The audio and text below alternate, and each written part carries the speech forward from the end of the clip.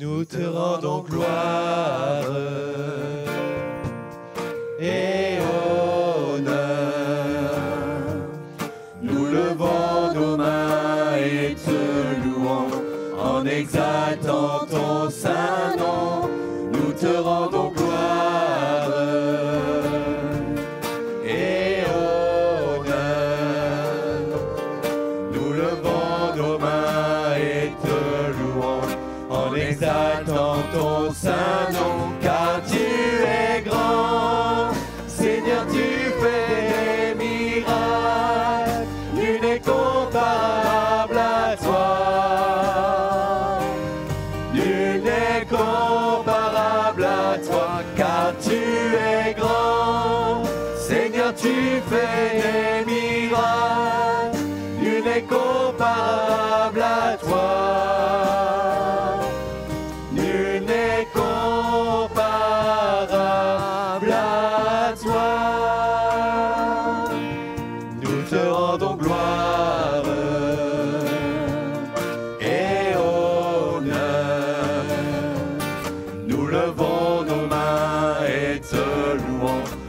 Exaltant ton saint nom, nous te rendons gloire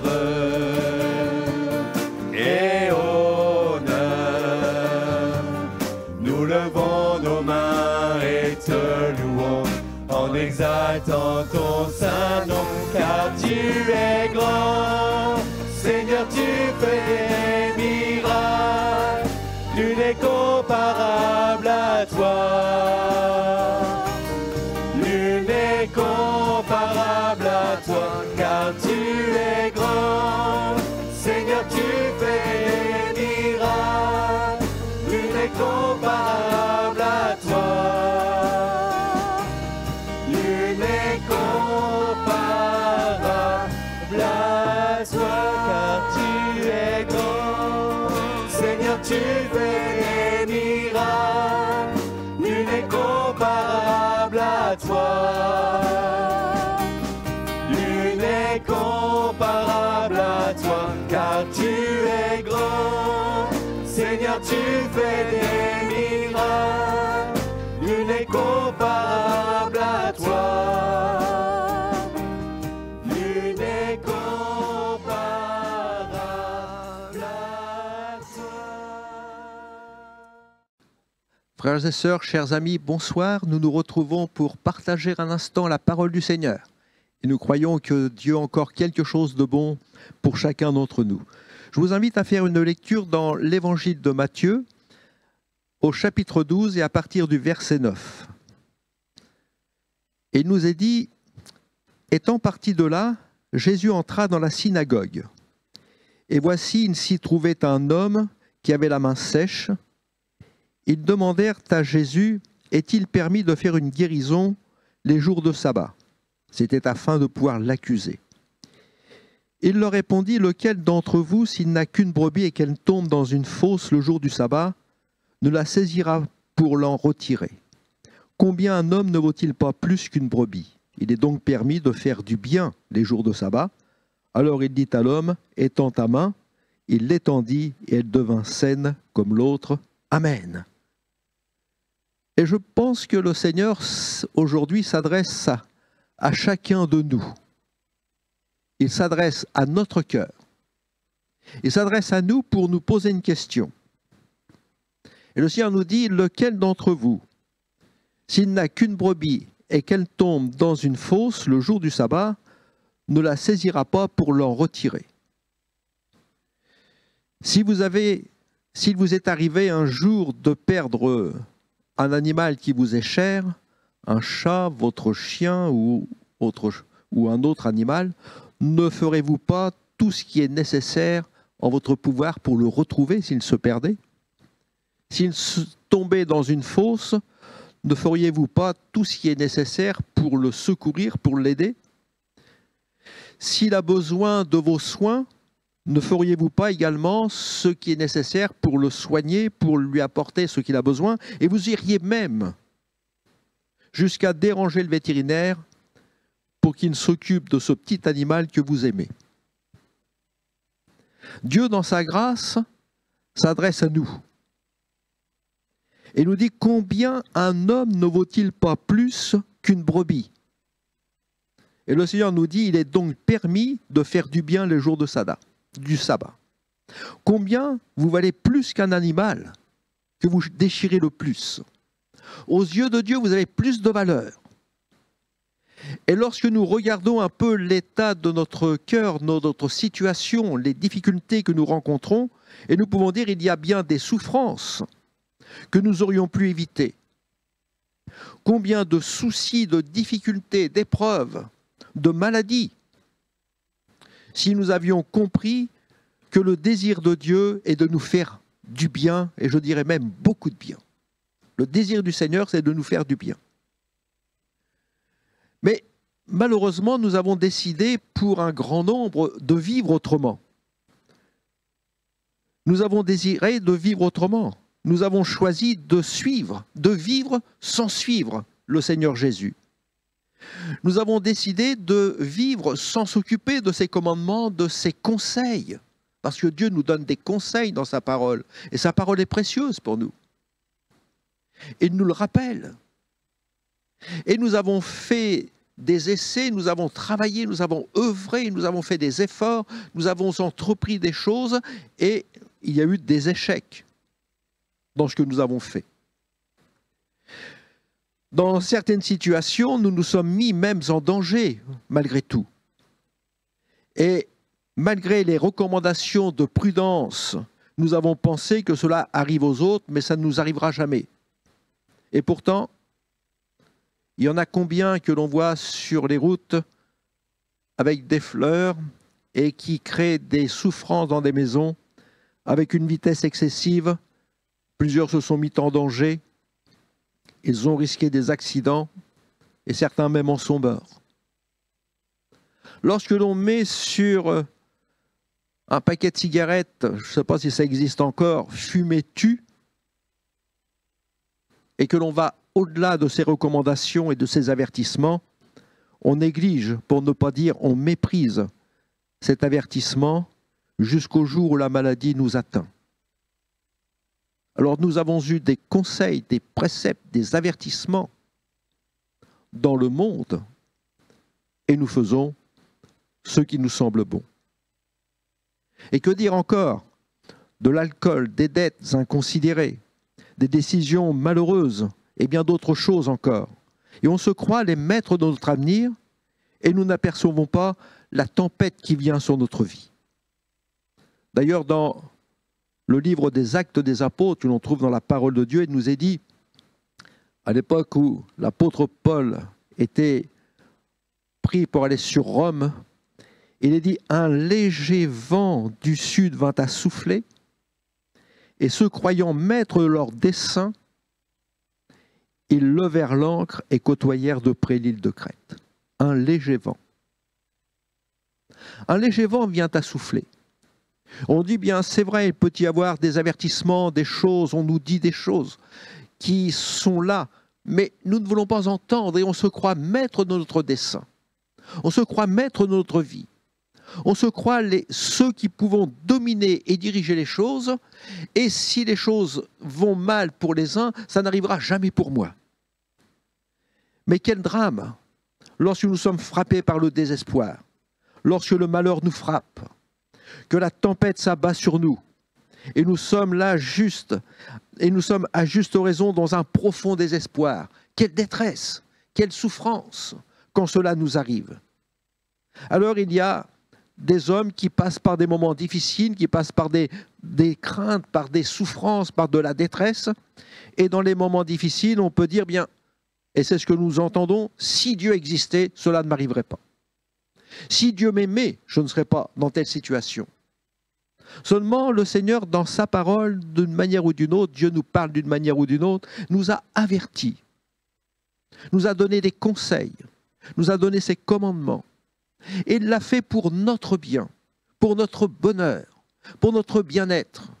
Et si nous avions écouté la voix du Seigneur, nous ne serions pas peut-être dans une situation qui est quelquefois dramatique. Mais Dieu, dans sa grâce, veut reprendre la direction de notre vie et nous donner quelque chose de meilleur. Alors peut-être quelqu'un dira, mais comment les choses pourraient-elles se faire? Cet homme qui avait la main sèche était un homme qui était dans la détresse, dans la souffrance. Et le Seigneur a rencontré des hommes dans cette détresse. Plusieurs ont pu dire, Seigneur, je suis seul, je n'ai personne pour m'aider. Lorsque les choses allaient bien, j'étais entouré de beaucoup de monde. Mais lorsque les difficultés se sont amassées autour de moi, les amis se sont éloignés de moi. Pour certains, ils pourraient dire, mes parents m'ont même fermé la porte. Quand j'avais besoin d'eux, ils ont fermé la porte. Et quelquefois, ce sont les enfants qui ont déchiré le cœur de leurs parents en les oubliant. Et combien de parents souffrent de ne plus voir leurs enfants. Quelle que soit la situation, dans sa grande souffrance morale, un homme dira à Dieu, un jour il dira, il s'appelle Élie, cet homme dira, je suis resté seul. Dans son profond désespoir, le Seigneur Jésus s'approchera d'un homme qui était dans son infirmité, dans sa détresse, et il dira, Seigneur, je n'ai personne.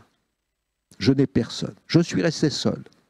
Mes amis se sont éloignés. Tous mes proches m'ont fermé la porte. Et puis quelqu'un pourrait dire d'une autre façon, Seigneur, je n'ai personne. Mais Dieu, dans sa grâce, s'approche de nous. Et nous est rappelé dans sa parole que Dieu est auprès de nous et que nous ne sommes pas indifférents sur le cœur du Seigneur. Nous valons beaucoup plus qu'une brebis, qu'un animal que nous chérissons. Dans l'évangile de Matthieu, chapitre 9, verset 36, il est dit « Jésus, voyant la foule, fut ému de compassion pour elle, parce qu'elle était languissante et abattue comme des brebis qui n'ont point de berger. » En voyant la foule, et on pourrait le prendre d'une façon très personnelle, en me voyant, en regardant mon état, en regardant mon cœur, en regardant l'état de ma santé, mon état moral, en regardant la personne que je suis. On peut le voir sur une façon personnelle.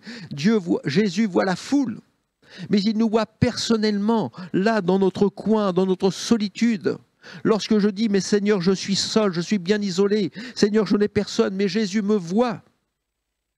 Et lorsqu'il regarde cette détresse, cette profonde souffrance qu'il y a à l'intérieur de moi, il nous est dit que Jésus est ému de compassion, parce que je suis peut-être une âme languissante, je suis une âme abattue, je suis une âme comme une brebis, comme un jeune animal qui n'a pas de maître, qui n'a pas de berger.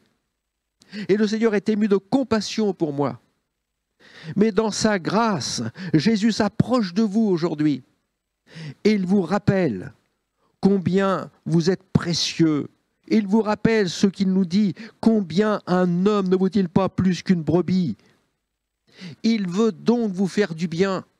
Et il vous rappelle combien vous êtes important à ses yeux et combien vous valez plus que tout ce que vous pouvez chérir ici-bas, de tout ce que vous avez de précieux. Et parce que le Seigneur vous aime, il veut vous faire du bien. Je voudrais vous dire qu'aujourd'hui, ce soir, là, à l'écoute de ce message, le Seigneur est près de vous pour vous faire du bien. Ça, c'est la volonté du Seigneur. Jésus vous regarde. Il voit votre état, votre âme abattue, désespérée, souffrante.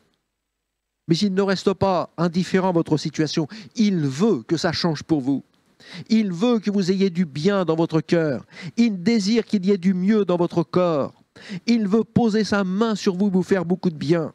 Alors il se tient près de vous, prêt à intervenir, à poser sa main sur vous. Il se tient à vos côtés pour vous secourir dans votre détresse. Il est là également pour vous bénir. Et Dieu parle à votre cœur. Combien il est important d'écouter sa voix, d'entendre sa voix rassurante. Et cette voix rassurante calmera vos craintes. Et le Seigneur s'autorise à vous faire du bien. Alors combien il est important pour vous ce soir de compter sur la bonté de Dieu, de compter sur sa bonté. Dieu n'est pas un homme. Dieu est amour. Dieu vous aime. Il vous aime comme jamais personne ne pourra jamais vous aimer. Dieu n'est pas un homme. Sa grandeur, sa puissance est incomparable. Il l'a déployée en Christ en le ressuscitant des morts. Sa puissance, il l'a déployée pour vous faire du bien. Et le Seigneur fait du bien. Il s'adresse à chacun. Et quel que soit l'état moral, physique, spirituel, Jésus est tout puissant pour poser sa main sur vous aujourd'hui et vous bénir dans ce que vous avez le plus besoin. Peut-être quelqu'un dira, mais que pourrait faire le Seigneur dans cette situation? On m'a dit qu'il n'y avait plus rien à faire pour moi. Mais Dieu est tout puissant. Et comme je vous le disais, sa puissance est incomparable. Un jour, Jean-Baptiste va envoyer de ses disciples vers Jésus en lui disant, Seigneur, es-tu vraiment celui que nous attendons? Es-tu vraiment le Messie? Es-tu vraiment le Fils de Dieu qui devait venir dans ce monde? Es-tu vraiment celui qui devait venir pour nous faire du bien, nous visiter et nous faire du bien? Et Jésus va dire aux disciples de Jean, il va leur dire, allez, rapportez à Jean ce que vous avez vu et entendu. On voit cela dans Luc 7, 22. Et regardez ce que Jésus est capable de faire. Il est tout puissant. Les aveugles voient. Jésus redonne la vue aux aveugles. Les boiteux marchent. Les lépreux sont purifiés. Les sourds entendent. Les morts ressuscitent. La bonne nouvelle est annoncée aux pauvres. Oui, Dieu est un Dieu tout-puissant. Il ouvre les yeux des aveugles. Il fait marcher celui qui est dans son infirmité. Jésus guérit la maladie la plus incurable. Jésus fait entendre les sourds. Et plus encore, Jésus donne la vie à ceux qui étaient morts. Christ est puissant pour le faire, pour agir dans les cœurs. Il l'a fait hier, il le fait encore aujourd'hui. Et il dit, la bonne nouvelle est annoncée aux pauvres. Et la bonne nouvelle nous est annoncée à nous. Aujourd'hui, elle vous est annoncée à vous qui êtes dans votre pauvreté, peut-être physique et morale. Le Seigneur veut mettre sa main sur vous et vous bénir. Seulement, ce que le Seigneur vous invite à faire, c'est de mettre votre foi dans le Seigneur. Faites confiance au Seigneur. Faites confiance à Dieu. Alors quelqu'un dira, mais pourquoi le ferait-il pour moi? Mais tout simplement parce que Jésus vous aime. Ce n'est pas par nos mérites. C'est tout simplement parce que Jésus vous aime. Avec vos erreurs, avec vos difficultés, avec vos rébellions, votre façon d'être, Jésus n'a jamais cessé de vous aimer. D'ailleurs, il le dira. Il nous aime à un tel point, nous dira-t-il, dans Jean 15, 13, il dira, il n'y a pas de plus grand amour que de donner sa vie pour ses amis. Jésus vous aime. Et il a donné sa vie par amour pour vous. Il est mort sur la croix du Calvaire, il s'est chargé de vos fautes, de vos péchés. Il s'est chargé de toutes les erreurs que vous avez faites. Et la condamnation qui pesait sur vous, Christ l'a subie à votre place. C'est vrai que Jésus vous aime et qu'il est le Dieu tout-puissant et qu'il peut faire de grandes choses pour vous. Et sa main veut encore se poser sur vous pour vous bénir. Alors il est vrai que beaucoup de choses changent ici-bas. Mais Jésus ne change pas. Jésus demeure le même. Dans Hébreux 13, 8, il dit Jésus est le même hier, aujourd'hui, éternellement. Et les prodiges et les miracles que Jésus faisait hier, il les fait encore aujourd'hui. Le salut que Jésus a porté aux âmes, il l'accorde encore aujourd'hui. Dieu est un Dieu merveilleux. Il agit encore par sa puissance. Jésus est le même hier, aujourd'hui, éternellement. Mettez votre foi en Christ. Ayez confiance dans le Seigneur.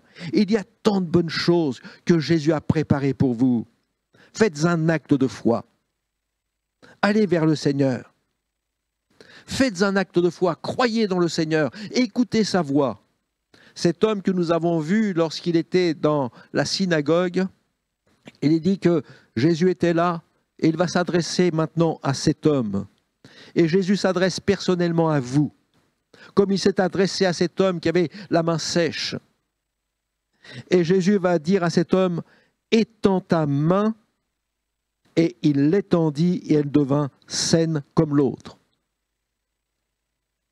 Mes amis, frères et sœurs, je vous invite à ouvrir votre cœur au Seigneur, à étendre votre main vers Jésus. Présentez-lui votre souffrance. Apportez-lui votre détresse. Apportez votre mal-être au Seigneur.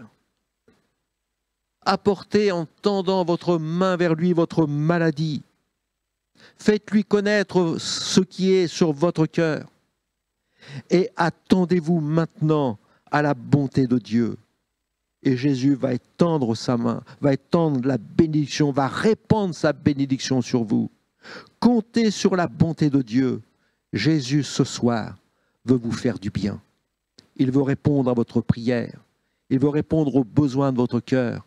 Il veut vous apporter le soulagement dont vous avez besoin, la guérison intérieure dont vous avez besoin. Il veut répandre ses bienfaits sur vous. Jésus veut vous faire du bien. Étendez votre main vers lui. Faites un acte de foi. Faites-lui connaître votre besoin. Faites-lui connaître votre souffrance, votre maladie. Et Jésus est tout-puissant pour vous guérir, pour vous consoler, pour vous délivrer et pour sauver votre âme. Qu'à son nom soit toute la gloire. Amen. On va prier le Seigneur et que Dieu vous bénisse. Seigneur, merci de ta parole qui est la vérité. Et Seigneur, c'est devant toi que nous voulons être. Et je te prie de bénir cette parole pour que celui qui aujourd'hui encore a besoin de toi, que tu viennes le bénir et le secourir. Que son acte de foi, Seigneur, soit vraiment l'objet de glorifier ton nom, parce que tu es celui qui sauve encore aujourd'hui, qui guérit, qui délivre, et qu'à ton nom soit toute la gloire. Amen. Bien avant le chant qui créa l'univers, bien avant l'esprit qui planait sur la terre, bien avant que tu me formes de la poussière, oh, tu savais le jour où je pourrais t'aimer. Bien avant les premiers battements de mon cœur, bien avant que je m'éveille à ta douceur, bien avant mes doutes, mes joies et mes douleurs, oh, tu savais le jour où je pourrais t'aimer. Tu savais le jour où je pourrais t'aimer. Abba Père, je suis à toi. Abba Père, je suis à toi. Abba Père, je suis à toi. Abba Père, je suis à toi. Bien avant que Jésus marche sur la terre, bien avant le Fils qui nous montre le Père, bien avant que les cieux sur moi soient ouverts, tu savais le jour où je pourrais aimer. Bien avant que mon péché brise ton cœur, bien avant que coule le sang et la sueur, bien avant les clous, le froid et la douleur, tu savais le jour où je pourrais t'aimer. Tu savais le jour où je pourrais t'aimer. Abba Père, je suis à toi. Abba Père, je suis à toi. Abba Père, je suis à toi. Abba Père, je suis à toi. Abba Père, je suis émerveillé, saisi